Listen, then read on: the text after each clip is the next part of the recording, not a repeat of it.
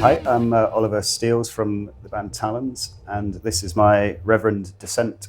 It's actually a baritone guitar. Hasn't got the full traditional baritone scale length, so it's interesting in the sense it plays and feels halfway between a standard guitar and a true baritone. I've had it for about 2 years now. I picked it up because I've got a couple of other Reverend guitars. I've got a Reverend Double Agent and a Reverend Sensei. And I was interested because for me, Reverend, when I first discovered them as guitars, I was looking for something in the mold of a Telecaster, but with a slightly different feel, because I tend to play a lot on the neck pickup, because for me it's got a slightly, I don't know, bluesier sound, I suppose, and especially with the other guitarist Sam in the band, he tends to play, or traditionally used to play, a lot more of high end.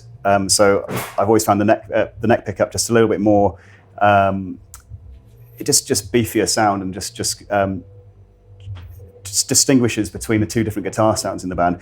And when Reverend released these baritones, I was just really intrigued to see how they would play, because I've never played a baritone before owning this one. And as it happens, since getting hold of this one, it's now the guitar I use on every single song on the new album. So it's definitely defined how that collection of songs has been written and played, because it's tuned from standard tuning on this would be from B to E. So it's a whole step down. But I tend to mess around with that tuning, and also effectively put it in drop D. So it means that the low E string ends up being an A. So it's quite low end, and especially I found on the new album, it's just brought a different sound altogether, because there's times where it's almost harder to distinguish between whether it's the bass playing, whether it's the guitar playing, and actually the other thing I find with it as well, it means that the higher notes just cut through a bit more as well, because they're that bit more prominent. You've got slightly chunkier gauge strings. I think they go down to 68 up to 12, so they're quite heavy gauge, but without feeling too much like playing a bass, I suppose. So it's quite a nice marriage between the two. I mean, what I found since going back to a normal guitar after playing this, it does feel like you're playing a toy, because the scale length is so much shorter. But it's a great guitar, and Ken over at Reverend has been great, supportive, and anytime I've had queries and stuff, he's been able to get in touch and sort us out. And they're brilliant guitars, and I don't think I'm going to go back to any other kind of more mainstream names. I mean, I've always played around with Fender guitars, and did have a BC Rich Warlock at one point when I was going through a kind of teenage angst stage, I suppose, but toned it down to this seafoam green thing. But no, it's a brilliant guitar, and it's like I said, it's formed the entire sound of the new album. So I'm delighted with it. And the other thing as well, compared to all my other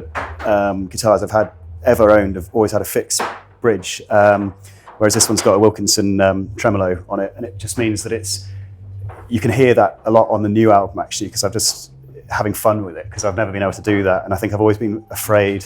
A lot of friends of mine went through the whole 7-string guitar thing and the whole floating trem, the Floyd Rose thing, and I never really did that. I always went for a proper Les Paul style bridge.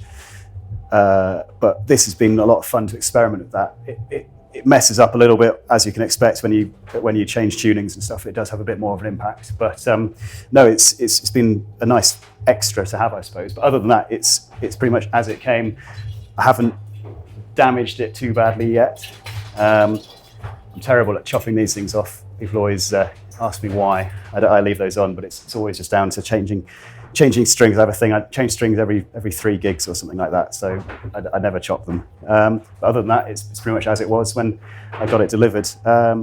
Interesting story with this one, I suppose. I got it delivered to my hotel in Las Vegas when I was getting married there a couple of years ago, because if I'd had it delivered to the UK, I would have had to pay a bit of extra tax on it. So this was carry-on luggage on the way home. So that's probably the best story about this one. But fantastic guitar, and Reverend, if you haven't checked them out, they're brilliant guitars and doing something a bit different. So yeah.